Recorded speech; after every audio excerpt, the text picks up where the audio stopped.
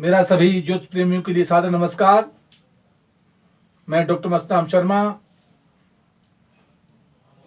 साप्ताहिक भविष्यफल 9 अगस्त से 15 अगस्त 2021 तक।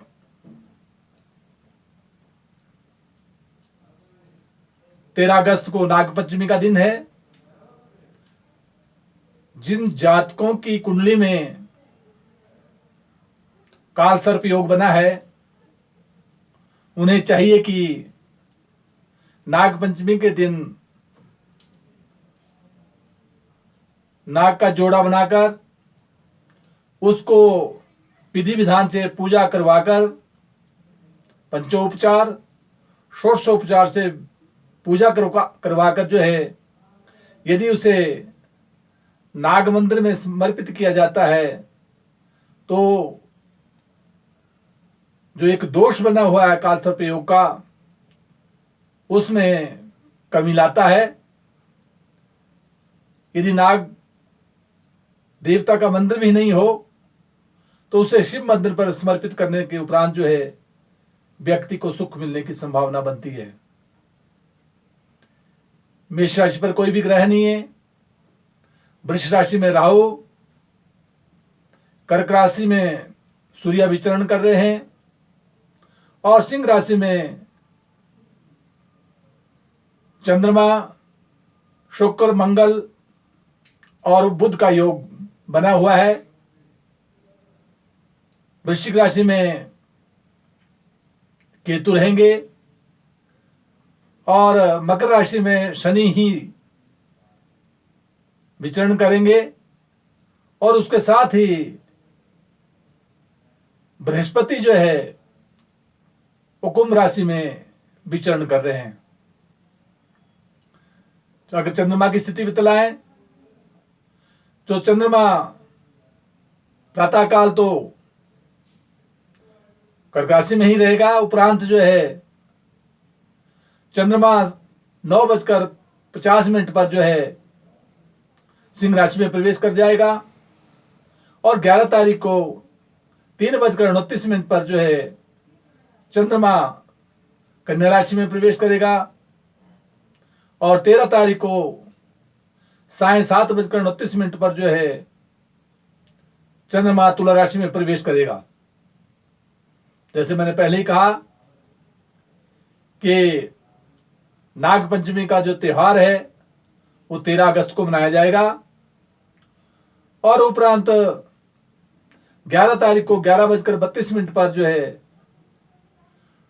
जो शुक्र ग्रह है वो सिंह राशि को छोड़कर जो है कन्या राशि में प्रवेश करेगा। मेष राशि के जातक और उसका स्वामी ग्रह मंगल पंचम भाव में चतुर ग्रहों के साथ विराजमान है, इसलिए बौद्धिक विकास, साक्षात्कार में सफलता के योग, कहीं प्रेम संबंधों में बढ़ोतरी हो सकती है, मान और सम्मान प्रतिष्ठा बनी रहेगी और जहां दशम स्थान में राजपक्ष में शनि चले हैं, मेष राशि के जातक के लिए नौकरी में और आर्थिक लाभ की प्राप्ति होती रहेगी। वहां वृष राशि का जातक और उसका स्वामी ग्रह शुक्र ग्रह जो अपने से चतुर्थ भाव में है, यद्यपि शत्रु क्षेत्रीय है, परंतु उपरांत जो है 11 तारीख को कन्या राशि में प्रवेश कर जाएगा, इसलिए बौद्धिक विकास, मान सम्मान और प्रतिष्ठा को देगा। बौद्धिक विकास होगा और जमीन और जायदाद की ओर से धन प्राप्ति के योग बन रहे हैं, परंतु सप्तम भाव में केतु का होना दाम्पत्य जीवन में कुछ उलझने पैदा कर रहा है। पत्नी के स्वास्थ्य का और साथ व्यापार के क्षेत्र में विशेष ध्यान रखना होगा और भाग्यस्थान में शनि का होना और राजपक्ष में बृहस्पति का होना भाग्य उदय और साथ से राजपक्ष में मान और सम्मान प्रतिष्ठा देगा। वहां मिथुन राशि का जातक और उसका स्वामी ग्रह बुध अपने से तृतीय भाव में पराक्रम स्थान में है, कहीं बाह्य स्थान की यात्रा हो सकती है, भाइयों के साथ सौहार्द बना रहेगा, मान और सम्मान प्रतिष्ठा मिलेगी। वहां दाम्पत्य जीवन का स्वामी बृहस्पति जो अपने से नवम भाव में है, इसलिए धर्म और कर्म की तरफ रुचि बढ़ेगी और पत्नी की तरफ से भी यद्यपि बकरी होने के कारण कुछ समस्याओं का सामना करना पड़ सकता है, परंतु फिर भी लाभ की प्राप्ति होगी और कहीं बाह्य स्थानों में उलझनों में ना पड़े, उसमें विशेष ध्यान देना होगा। जहां अष्टम स्थान में शनि बैठा है, वहां वो दीर्घायु का योग देता है और मान और सम्मान प्रतिष्ठा बनी रहेगी। वहां कर्क राशि का जातक और उसका स्वामी ग्रह चंद्रमा जो अपने से द्वितीय भाव में धन प्राप्ति का योग करा रहा है, शुक्र बुध और मंगल के साथ योग बना है। उपरांत शुक्र जो है 11 तारीख को तृतीय भाव में कन्या में प्रवेश करेगा, यात्राओं के योग बनेंगे, प्रेम सौहार्द बना रहेगा और उसके साथ ही जहां पंचम भाव में केतु विराजमान है, इसलिए अपनी सोच और समझ के बौद्धिक क्षेत्र में कहीं आगे बढ़ना होगा। कुछ चिंताओं को प्रदान कर रहा है, परंतु दाम्पत्य जीवन में सुख की प्राप्ति होगी और मान और सम्मान प्रतिष्ठा बढ़े रहेगी। व्यापार में भी लाभ के अवसर प्राप्त होंगे। एकादश भाव में राहु का होना अचानक कहीं से धन प्राप्ति के योग बना रहा है और फिर भी जहां चंद्रमा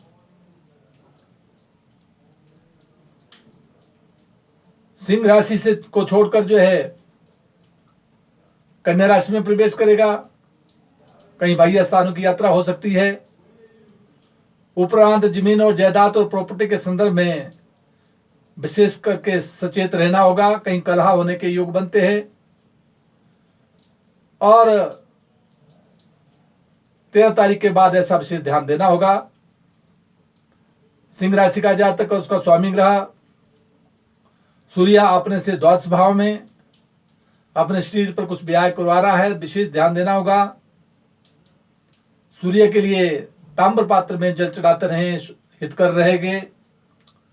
चतुर्ग्रही योग बना है। उपरांत जो है शुक्र कन्या राशि में चला जाएगा जो धन प्राप्ति का योग भी बनाएगा और उसके साथ ही कहीं यात्राओं के योग भी बन सकते हैं। दाम्पत्य जीवन का स्वामी शनि अपने से षष्ठ भाव में है, परंतु स्वागृह होने कारण जो है दाम्पत्य जीवन में और व्यापारिक क्षेत्र में विशेष सफलता के योग बनेंगे। वहां चतुर्थ स्थान में जमीन और जायदाद प्रॉपर्टी के संदर्भ में राहु यद्यपि वृष राशि का है, लाभ की प्राप्ति करा रहा है, परंतु फिर भी कई वाद विवाद से बचना होगा। कन्या राशि का जातक और उसका स्वामी ग्रह बुध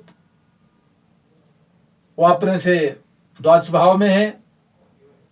एकादश भाव में सूर्य है, अपने भाइयों के साथ और कहीं ब्याह की और जो है संकेत कर रहा है, विशेष ध्यान देना होगा।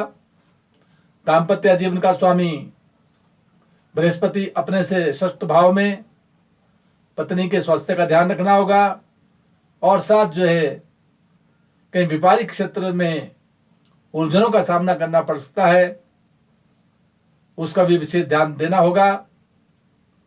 जहां भाग्य स्थान में राहु है, धर्म और कर्म की तरफ जो रुचि बढ़ेगी और साथ जो है मान और सम्मान और प्रतिष्ठा मिलेगी। तुला राशि का जातक और उसका स्वामी ग्रह शुक्र जो अपने से अभी एकादश भाव में है, उपरांत द्वादश भाव में आ जाएगा, इसलिए शारीरिक स्वास्थ्य का विशेष ध्यान देना होगा।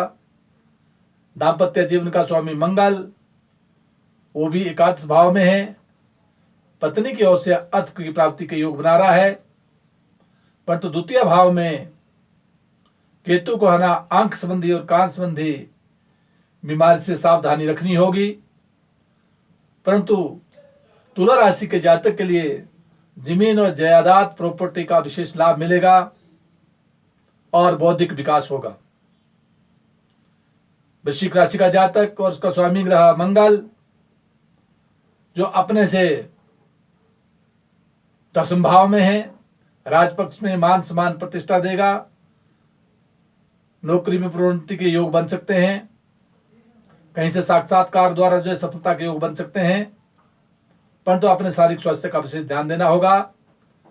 कई बाह्य स्थान की यात्रा के योग बन रहे हैं और अपने छोटे भाई के सहयोग से जो है मान और सम्मान प्रतिष्ठा बढ़ेगी और उसके लिए भी सफलता के योग बन रहे हैं। जहां चतुर्थ स्थान में बृहस्पति विराजमान है द्वितीय होता हुआ, कहीं जमीन और जायदाद प्रॉपर्टी संबंधी लेन देन कर सकते हैं। कुल मिला के जो है वृष राशि के जातक और वृश्चिक जातक के लिए विशेष ध्यान देना होगा। राहु और केतु मंत्र का जाप करते रहें तो हित कर रहेगा। वहां धनु राशि का जातक और उसका स्वामी ग्रह बृहस्पति अपने से तृतीय भाव में पराक्रम में वृद्धि देता है, भाइयों से मान सम्मान प्रतिष्ठा बढ़ाता है। द्वितीय स्थान में जो शनि है वो धन प्राप्ति के योग को करवा रहा है और षष्ठ स्थान में राहु मुकदमे में जो विजय को प्रदान करेगा। जहां दाम्पत्य जीवन का स्वामी बुध ग्रह अपने से भाग्य स्थान में है, नवम भाव में है, वहां चतुर्ग्रही योग बना है, धर्म और कर्म की तरफ रुचि बढ़ेगी, वो व्यापार के क्षेत्र में विशेष सफलता के योग बनेंगे। वहां मकर राशि का जातक और उसका स्वामी ग्रह शनि स्वागृह है, मान सम्मान प्रतिष्ठा को प्रदान कर रहा है। दाम्पत्य जीवन को जहां शनि देख रहा है, वहां दाम्पत्य जीवन से वहां सूर्य विराजमान है, वो लग्न को देख रहा है। फिर भी शारीरिक स्वास्थ्य को पति और पत्नी को दोनों को आपस में ग्रहों की दृष्टि होने के कारण जो है शारीरिक स्वास्थ्य का विशेष ध्यान देना होगा। जातक के लिए 9 से लेकर 11 तारीख तक जो है कहीं चोट इत्यादि से बचना होगा। चंद्रमा के लिए कुछ दान करते रहें, हित कर रहेंगे। वहां कुंभ राशि का जातक और उसका स्वामी ग्रह शनि अपने से द्वादश भाव में स्वगृह है, फिर भी शारीरिक स्वास्थ्य का विशेष ध्यान दे। वहां दाम्पत्य जीवन में चतुर्ग्रही योग बना है, जो व्यापार के क्षेत्र में और साथ जो मान सम्मान प्रतिष्ठा को प्रदान कर रहा है। थोड़ा पत्नी के शारीरिक स्वास्थ्य का ध्यान रखते हुए सुख की प्राप्ति होगी। वहां द्वादश भाव में जहां शनि है और चतुर्थ स्थान में राहु विराजमान है, इसलिए जमीन भूमि संबंधी लाभ की प्राप्ति हो सकती है। मीन राशि का जातक और उसका स्वामी ग्रह बृहस्पति अपने से द्वादश भाव में होने के कारण शरीर पर कुछ व्यय करवा रहा है। वहां तृतीय स्थान में राहु का होना साहस को बढ़ा रहा है, भ्रातृ सहयोग मिलेगा। और उसके साथ ही जहां षष्ठ स्थान में चतुर्ग्रही योग बना है, इसलिए मंगल के होने के कारण जो वहां पर जो है मुकदमे इत्यादि में जो सफलता के योग दे रहा है, उसमें विजय होने की संभावना बनती है। परंतु फिर भी मीन राशि के जातक के लिए गुरु मंत्र का जाप ओम ग्राम ग्रीम ग्रोम सह गुरुवे नमः इसको करते रहें तो हित होकर होगा। जय हिमाचल, जय भारत।